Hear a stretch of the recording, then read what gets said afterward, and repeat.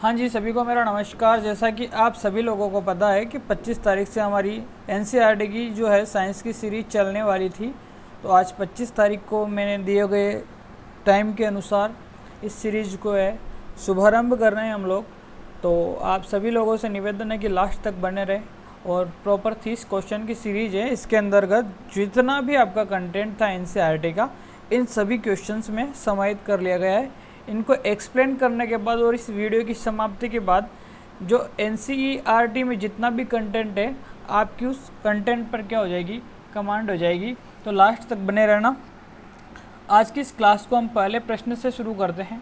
पहला प्रश्न हमारा क्या है, उपर्युक्त दिए गए चित्रों में से ए तथा बी को पहचानिए। यानी कि ये चित्र ए हैं और एक चित्र ये बी हैं। इसमें से हमें जो है पहचान करनी है कि कौन सा चित्र जो है हमारा किसका बना हुआ है। ठीक है, अब हम देखते हैं यहाँ पे ऑप्शन नंबर ए। हम देखेंगे पहले चित्र को, तो आपको यहाँ पे एक बड़ी सी रिक्तिका नज़र आ रही होगी।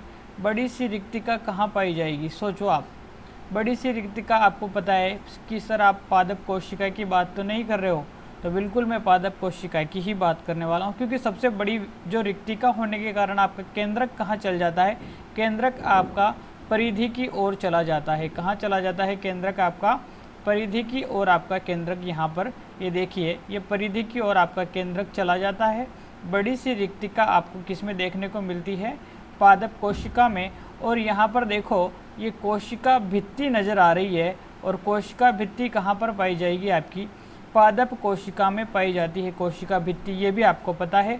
और देखो यहाँ पर, ये देखोगे अगर आप यहाँ पे, तो आपको यहाँ पे प्लेस्टिड यानी कि हरित लवक दिखाई दे रहे होंगे। क्या दिखाई दे रहे हैं, हरित लवक दिखाई दे रहे हैं। तो सर आप कहोगे कि सर ये ए वाली जो कोशिका है ना आपकी, ये जो चित्र है आपका, वो कहीं का है सर, आपका ये है पादप कोशिका का चित्र है।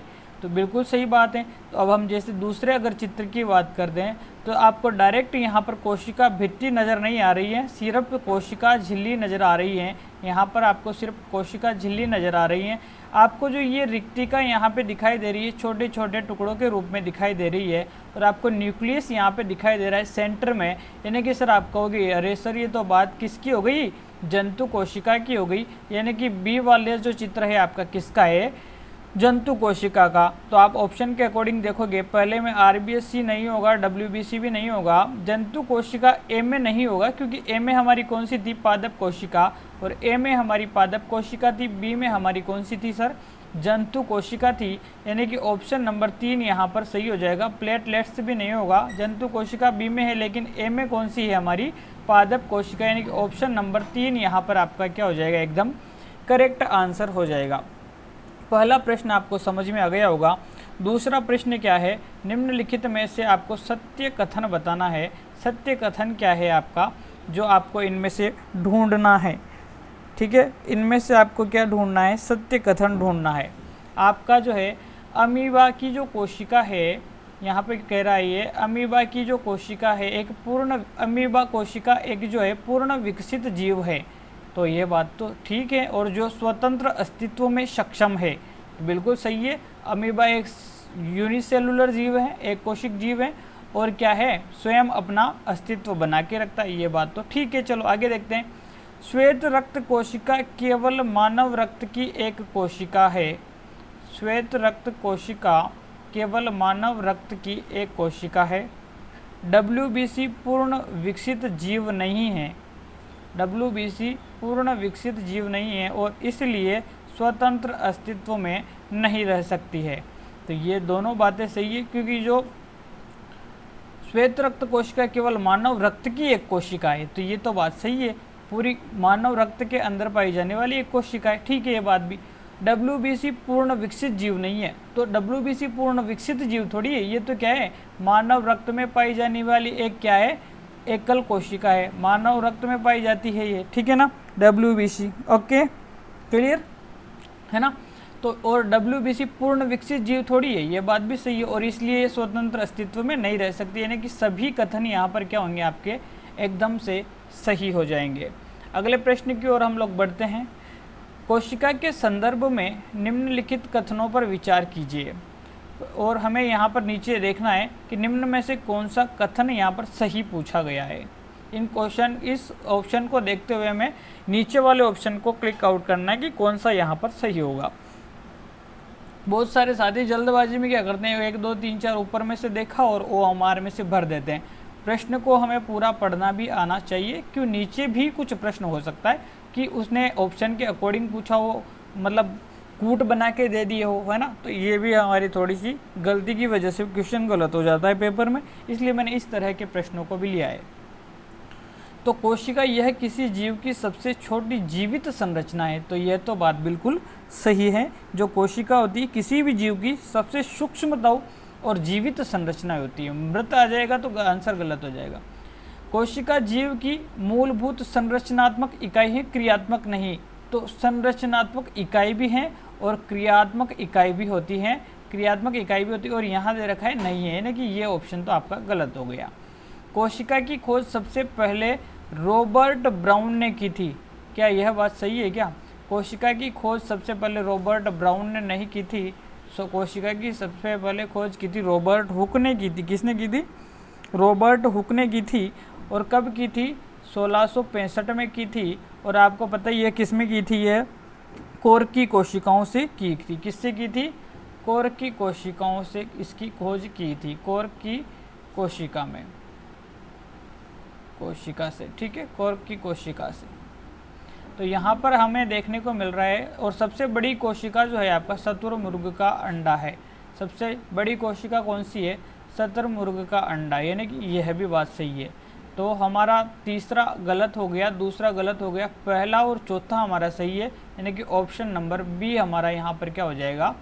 सही आंसर हो जाएगा। क्लियर? अगले प्रश्न की ओर हम लोग चलेंगे। यहाँ पर अगला प्रश्न हमारा क्या कहता है? निम्नलिखित पर विचार कीजिए। निम्नलिखित पर विचार हमें करना है। यहाँ पर दे रखा है अमीबा, दूसरा दे रखा है मुर्गी का अंडा पैरामीशियम, और चौथा दे रखा है श्वेत रक्त कणिकाएं और WBC। और इसमें से पूछ रहा है कि कौन सी बहुकोशिकीय संरचना है, इनमें से कौन सी बहुकोशिकीय संरचना है। तो साथियों ये अमीबा है आपका, यह भी एकल सिंगुलर मतलब यूनिसेलुलर है ना, एक कोशिक जीव है। मुर्गी का अंडा भी एक कोशिक है, पैरामीशियम भी एक कोशिक है, और श्वेत रक्त कणिकाएं भी हमने देखी है। ये सभी के सभी क्या है? यूनिसेलुलर है। क्या है? ये सभी के सभी यूनिसेलुलर हैं, यूनिसेलुलर हैं। सभी के सभी क्या है? एक कोशिक हैं। क्या है? एक कोशिक हैं, एक कोशिक जीव हैं, या फिर एक सिंगल कोशिका से बने हुए हैं, ठीक है, एक सिंगल कोशिका से बने हुए हैं, यानी कि इनमें से कोई भी नहीं इसका सही आंसर यहाँ पर होगा। अगले प्रश्न पर चलेंगे हम लोग। अगला प्रश्न हमारा क्या है? कोशिका के, यहाँ पर टोटल 30 क्वेश्चन है, मैं नंबरिंग करना भूल गया हूँ। ये 5वें नंबर का हम प्रश्न अभी सोल्व कर रहे हैं, ठीक है। कोशिका के मूल घटक कोशिका झिल्ली, कोशिका द्रव्य और केंद्रक हैं। तो ये तो ठीक है, चलो पूछना क्या चाह रहा है ये देखते हैं। इन घटकों के संदर्भ में निम्नलिखित कथनों पर विचार कीजिए। जो ये घटक दे रखे हैं आपको, इनके संबंध में हमें जो भी आपके कंपोनेंट दे रखे हैं, जो भी लाइंस दे रखी है नीचे, उनके बारे में बात करनी है। कोशिका झिल्ली एक कोशिका को दूसरी कोशिका एवं घेरे हुए माध्यम से अलग करती है। कोशिका झिल्ली, यानी कि ये कोशिका झिल्ली मान लो, ठीक है, ये कोशिका झिल्ली बना देता हूँ मैं। ये कोशिका झिल्ली हो गई, ये इधर वाली कोशिका की ये झिल्ली हो गई, ठीक है, ये केंद्रक हो गया। दूसरी कोशिका एवं घेरे हुए माध्यम से अलग करती है। तो ये दोनों एक दूसरे कोशिका से अलग करने का काम यहाँ पर कोशिका झिल्ली करती है, और मीडियम को भी थोड़ा सा बचा के रखती है कि इसका मीडियम इसमें नहीं चला जाए, ठीक है ना, ऐसे। तो ये बात तो बिल्कुल सही है, ठीक है। कोशिका द्रव्य कोशिका झिल्ली एवं केंद्रक के बीच पाए जाने वाला एक जेली जैसा पदार्थ है, जो कोशिका का जो केंद्रक है और ये कोशिका की जो झिल्ली है, इसके बीच में जो ये मीडियम पाया जाएगा, ये क्या है आपका? कोशिका द्रव्य। ये बात भी सही है। अगला है क्रोमोसोम अथवा गुणसूत्र केंद्रक में उपस्थित होते हैं। तो ये तो सीधी सी बात है, सबको पता है कि जो गुणसूत्र जो होते हैं या क्रोमोसोम जो होते हैं वो कहाँ पर पाए जाते हैं? आपके केंद्रक में, यानी कि उपयुक्त सभी इसका क्या हो जाएगा? सही आंसर हो जाएगा। अगले प्रश्न की ओर हम लोग चलेंगे। क्वेश्चन नंबर हमारा 6 आ गया है, 6 नंबर क्वेश्चन, ठीक है। सजीवों में कोशिका में विभिन्नता होती है, किस आधार पर होती है? संख्या के आधार पर, आकृति के आधार पर और साइज के आधार पर। सही विकल्प का हमें यहाँ पे चयन करता है। संख्या के आधार पर तो बिल्कुल होती है, साइज के आधार पर भी होती है और आकृति के आधार पर भी होती है। यानी कि कुछ जीवों में कोशिकाओं की संख्या कम हो सकती है या कुछ में ज़्यादा भी हो सकती है ना। आकृति जैसे कि मान लो अभी हमने कुछ आकृतियाँ देखी होगी, ये इस टाइप की कुछ आकृतियाँ होती है, कुछ आकृतियाँ कोशिका की आकृति ऐसी होती है या कुछ कोशिका की आकृति ऐसी होती है। साइज भी छोटी या बड़ी हो सकती है कोशिका की। तो तीनों के आधार पर आप कोशिका में विभिन्नताओं का पता लगा सकते हैं। ऑप्शन नंबर डी यहाँ पर बिल्कुल सही आंसर हो जाएगा। अगले प्रश्न की ओर हम लोग बढ़ेंगे। अगला प्रश्न है आपका, ये देखिए, आपको उपर्युक्त चित्रों को सही नाम से सुमेलित करें। एक यहाँ पे ऑप्शन नंबर ए, बी, सी और डी दे रखा है। तो जैसे आप ए देख रहे होंगे तो आपको आरबीसी की दिख रही होगी मेरे हिसाब से। आरबीसी की जो कोशिकाएं होती हैं, आरबीसी की कोशिकाएं आपको नज़र आ रही होगी, ठीक है। ये आपको दिख रही होगी तर्कु रूपी पेशी कोशिकाएं जो है ये आपकी, ये पेशी कोशिकाएं आपको दिखाई दे रही होगी। ये आपको दिख रहा होगा तंत्रिका तंत्र जो है वो दिख रहा होगा आपको, है ना। तंत्रिका कोशिका दिख रही है।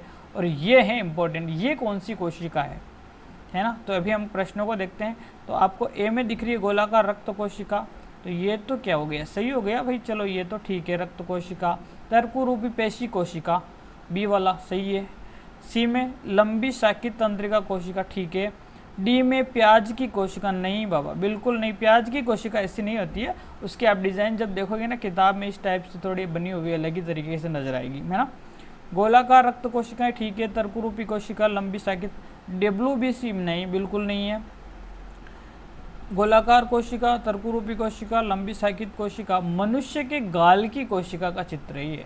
क्या है ये, मनुष्य की गाल कोशिका जो है उसका ये चित्र है।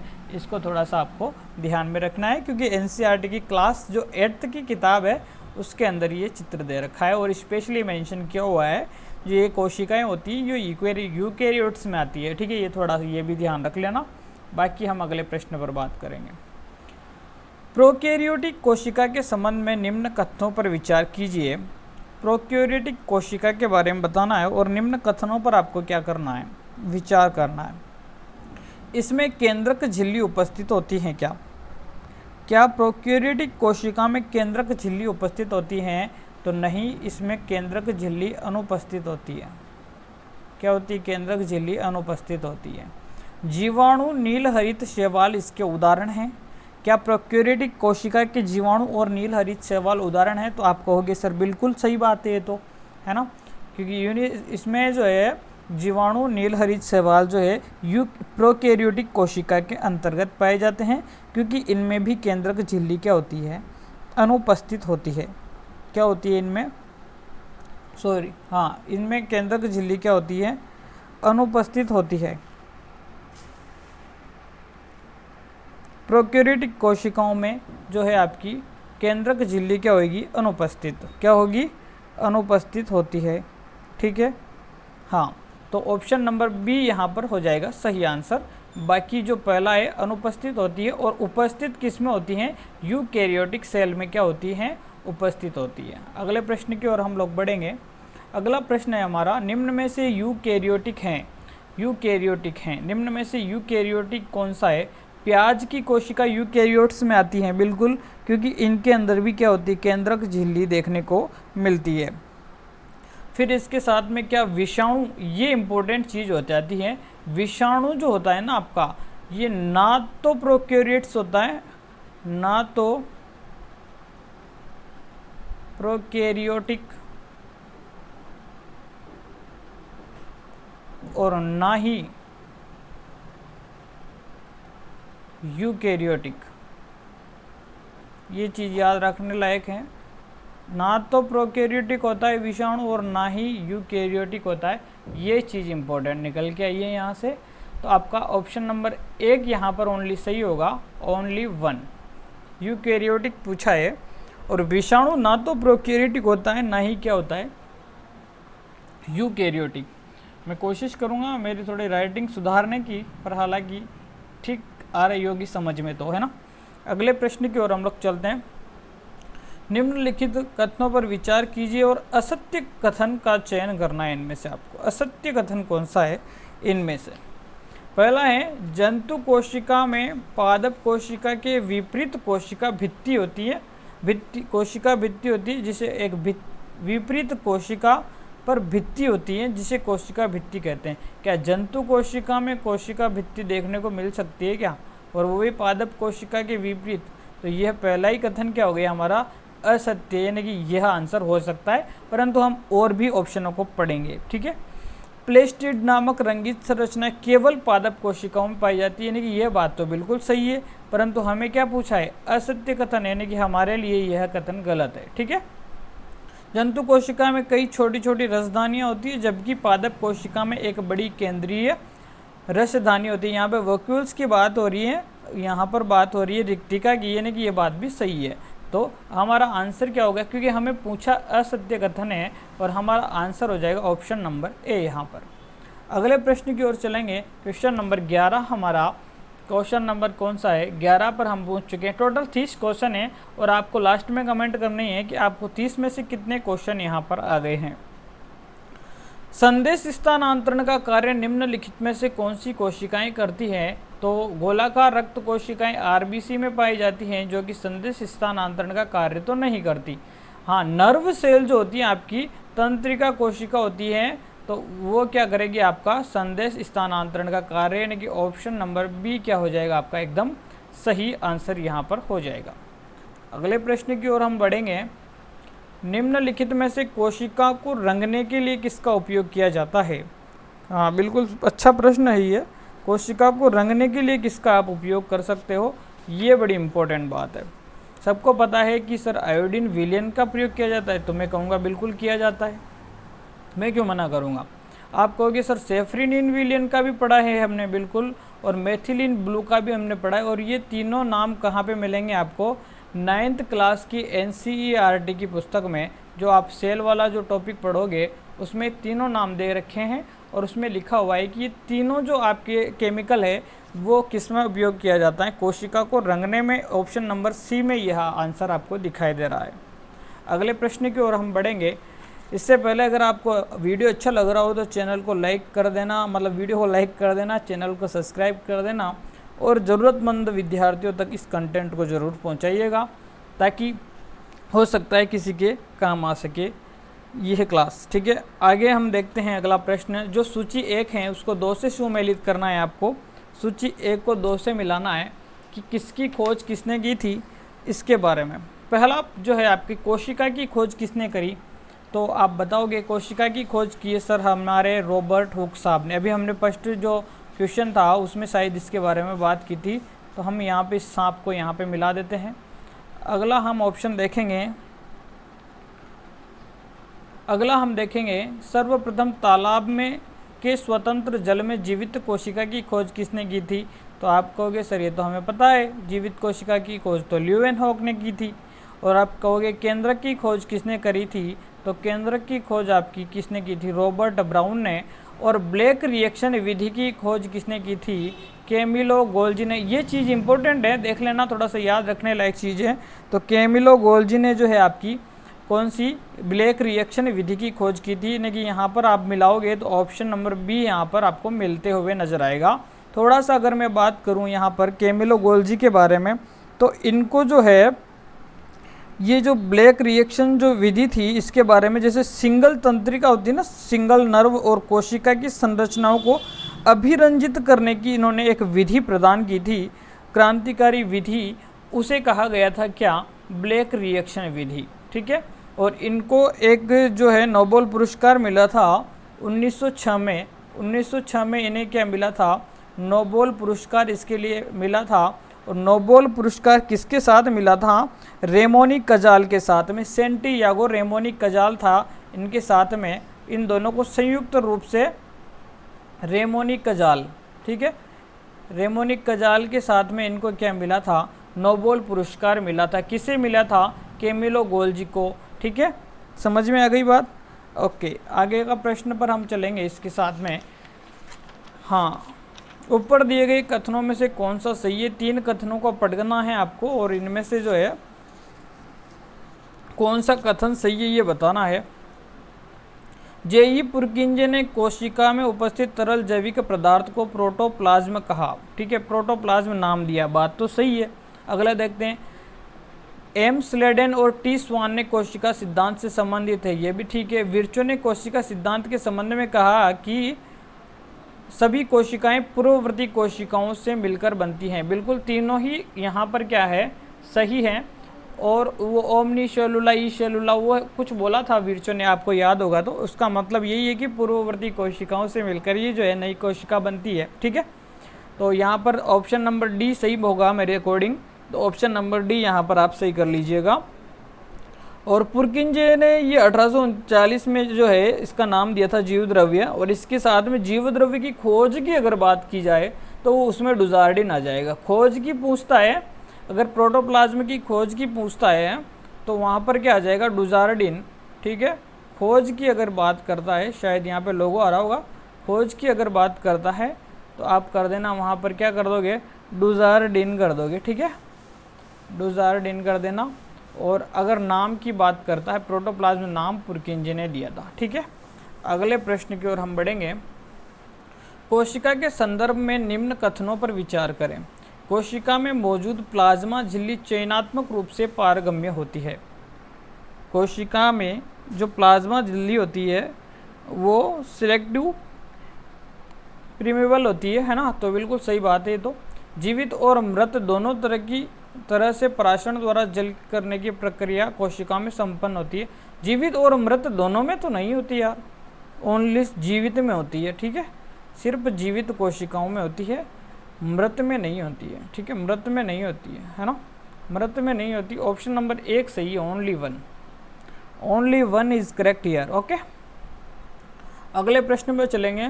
पौधों में मौजूद कोशिका भित्ति निम्नलिखित में से किसकी बनी होती है। पौधों में मौजूद कोशिका भित्ति निम्नलिखित में से किसकी बनी होती है। प्रोटीन, कार्बोहाइड्रेट, सेल्यूलोज, और बी और सी दोनों, तो ओनली सेल्यूलोज की बनी होती है मेरे हिसाब से। ठीक है, पौधों में जो कोशिका भित्ति होती है वो किसकी बनी होती है, सेल्यूलोज की बनी होती है। और ये एक जटिल पदार्थ होता है जो पौधों को संरचनात्मक रूप से क्या करता है, दृढ़ता प्रदान करने का काम करता है। ठीक है, दृढ़ता प्रदान करता है किसको, पौधों को। किसको करता है, पौधों को। स्ट्रक्चर मजबूत बना देता है पौधों की। ठीक है, अगले प्रश्न पर चलेंगे हम लोग। एंडोसाइटोसिस निम्न में से किससे संबंधित है। एंडोसाइटोसिस क्या है ना, यह देखो, यह कोशिका के बाहरी वातावरण से भोजन और अन्य पदार्थों को ग्रहण करने की प्रक्रिया एंडोसाइटोसिस कहते हैं। बिल्कुल, और इनको बाहर वापस इसके वेस्टेज मटेरियल को जो बाहर निकालने की प्रक्रिया है वो कौन सी है, एक्सोसाइटोसिस। ठीक है, एक्सोसाइटोसिस।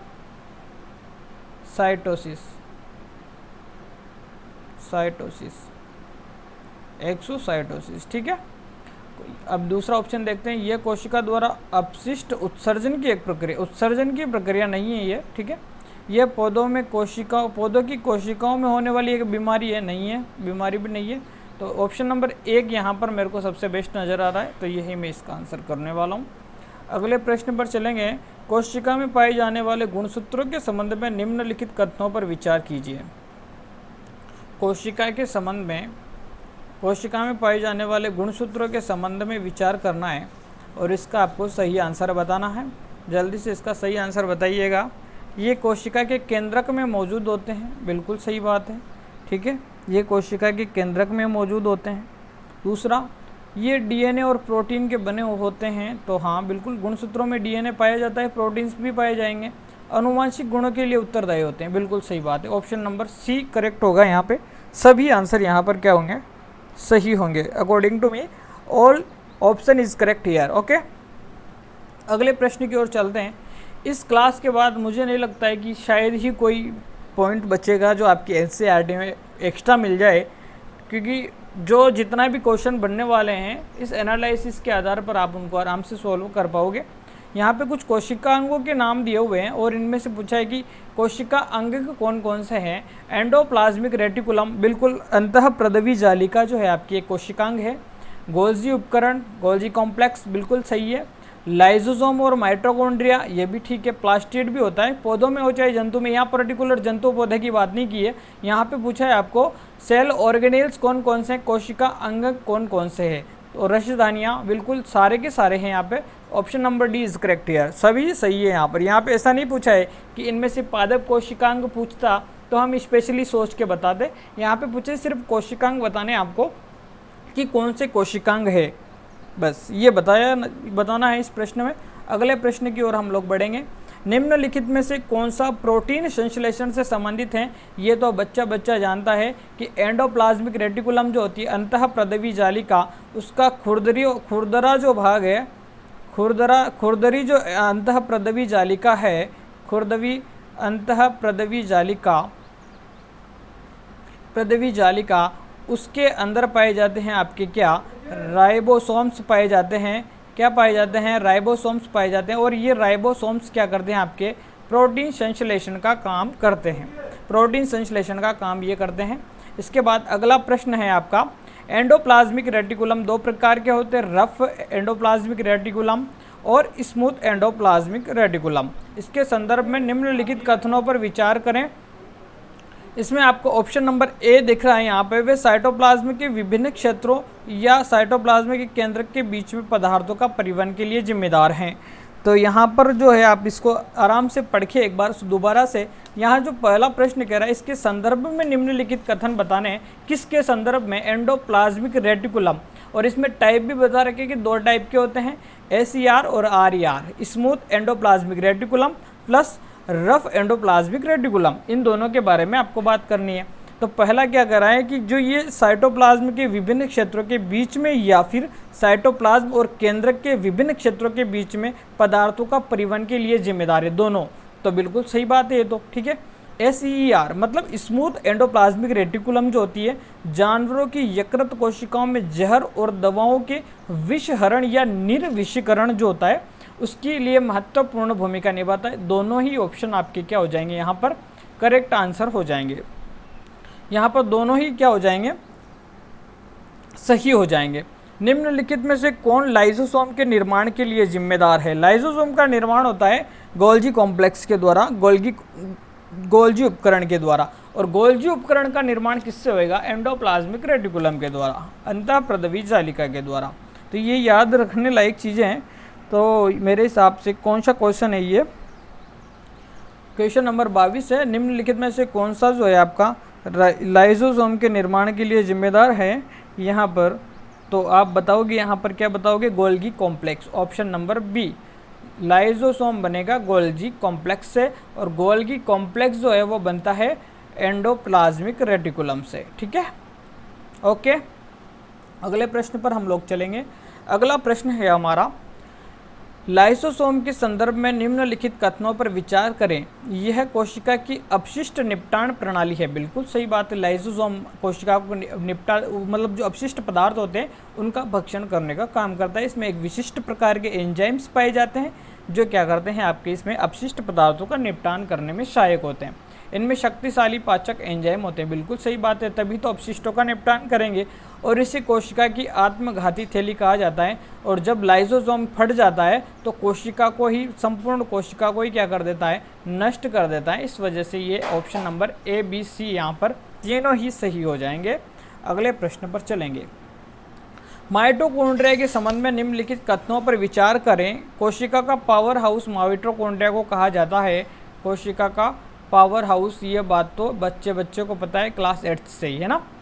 इसमें दोहरी झिल्ली होती है, यानी कि अर्ध स्वायत्त कोशिकांग यह कहलाता है, अर्ध स्वायत्त कोशिकांग, ठीक है। जिसमें एक तो खुद का DNA हो और उसकी दोहरी झिल्ली हो। इसमें खुद का अपना DNA और अपना राइबोसोम होता है, यानी कि यह भी बात सही है। वे अपने कुछ प्रोटीन का संश्लेषण स्वयं करते हैं। बिल्कुल, राइबोसोम अगर इसका खुद का है तो खुद का प्रोटीन का संश्लेषण भी ये कर सकता है। Option number D is correct here. Option number D यहाँ पर बिल्कुल क्या हो जाएगा, सही आंसर होगा। अगले प्रश्न की ओर हम बढ़ेंगे। अगला प्रश्न है हमारा, निम्नलिखित कथनों पर विचार कीजिएगा। प्लास्टिड केवल पौधों की कोशिकाओं में पाए जाते हैं। बिल्कुल सही बात है, अगर जंतुओं में पाए जाएंगे तो फिर प्रकाश संश्लेषण की क्रिया जंतुओं में होने लग जाएगी ना, क्लोरोप्लास्ट वगैरह ये सब इसमें बनने लग जाएंगे। तो ऐसा तो है नहीं, सिर्फ पौधों की कोशिकाओं में पाए जाते हैं। पहला ऑप्शन तो सही है। और यहाँ पूछा गया है सही है ना। प्लास्टिड का भी स्वयं का राइबोसोम होता है, लेकिन डीएनए इसमें क्या होता है, अनुपस्थित होता है। प्लास्टिड का भी क्या होता है, स्वयं का राइबोसोम्स होता है, परंतु इसमें डीएनए अनुपस्थित होता है। तो देखो इसमें है आपका डीएनए भी होता है इसका, ऑप्शन नंबर 1 यहाँ पर केवल सही होगा।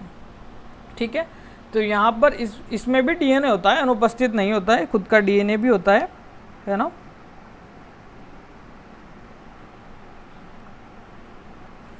ठीक है, प्लास्टिड में भी अपना डीएनए और अपना राइबोसोम होता है, क्योंकि एक तो प्लास्टिड होता है, ठीक है, इसमें प्लास्टिड में और आपका माइटोकॉन्ड्रिया, इन दोनों में जो है ये दोनों अर्ध स्वायत्त कोशिकांग होते हैं, माइटोकॉन्ड्रिया और ये दोनों। तो इनमें क्या है, दोनों में एक खुद का डीएनए भी होता है और खुद के राइबोसोम भी होते हैं। ठीक है, इन दोनों में खुद के डीएनए और खुद के राइबोसोम पाए जाते हैं। ठीक है, ये थोड़ा सा इम्पोर्टेंट क्वेश्चन भी मान सकते हो आप लोग, और अच्छा क्वेश्चन था, पहला ऑप्शन यहाँ पर सही हो जाएगा। अगले क्वेश्चन पर हम लोग चलेंगे। तो कोई थोड़ा सा साफ विजिबल नहीं हो रहा है तो थोड़ा सा देख लीजिएगा क्या पूछना चाह रहा है प्रश्न, है ना, और इसको आप ध्यान से करेंगे तो हो जाएगा। देखो हम देखते हैं इसको, निम्नलिखित में से जंतु कोशिका, पहले ही आप चित्र को देखते ही जो पूछे है ना उसको अंडरलाइन कर लीजिएगा, जंतु कोशिका की बात कर रहा है। ठीक है, तो पादप कोशिका से हटकर ऑर्गेनेल्स इसमें पाए जाएंगे। ठीक है ना, और आपको भरना है ABCD, है ना।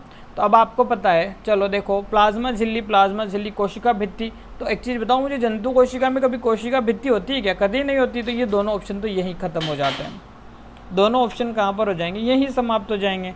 अगला ऑप्शन आप देखोगे ए, यहाँ पर पूछा है आपसे, तो ए प्लाज्मा झिल्ली हो सकती है जंतु कोशिका में, हो सकती है।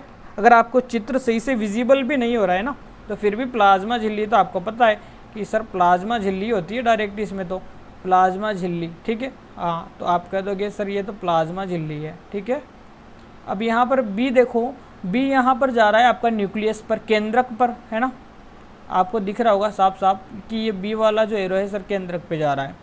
सी वाला आपको नज़र आ रहा होगा थोड़ा थोड़ा माइटोकॉन्ड्रिया, क्योंकि देखो यहाँ पर तीनों में ही माइटोकॉन्ड्रिया ही है, तो ये तो आपको ऐसे ही पता चल जाएगा। और डी आपको दिख रहा है गोल्गी कॉम्प्लेक्स, यानी कि पहला ऑप्शन शायद सही बैठ रहा है, क्योंकि रिक्तिका आपको पता है सेंटर में, रिक्तिका आपको पता है सेंटर में नहीं होती है। सेंटर में किस में होती है ज़्यादातर, बड़ी रिक्तिका किस में होती है, पादप कोशिका में, है ना, और इतनी बड़ी रिक्तिका हो नहीं सकती, और केंद्रक मीडिएट में होगा, बीच में होगा।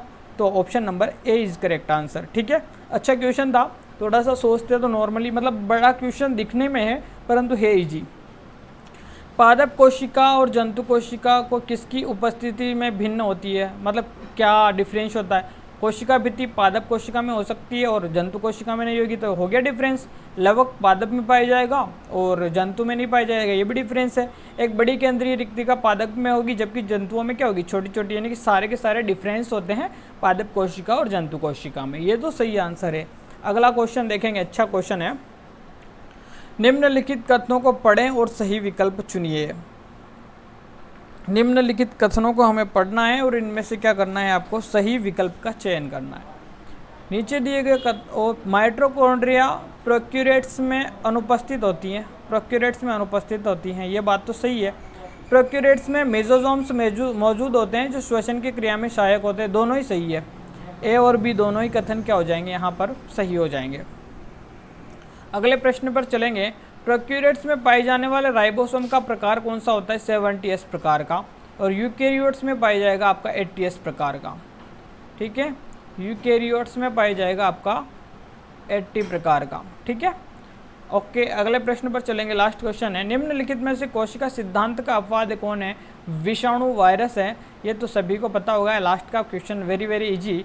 और इसी के साथ करते हैं इस सेशन को हम समाप्त। चैनल वीडियो अच्छा लगा हो तो चैनल को सब्सक्राइब जरूर कर दीजिएगा, और अगली क्लास को मिलते हैं फिर कल से। ठीक है, तो आपके कहे अनुसार मैंने इस सेशन को समाप्त किया है। अगर वीडियो अच्छा लगा हो तो लाइक ज़रूर कीजिएगा और कमेंट ज़रूर कीजिएगा कि सर सेशन कैसा रहा और कितने क्वेश्चन आपके सही हुए। धन्यवाद।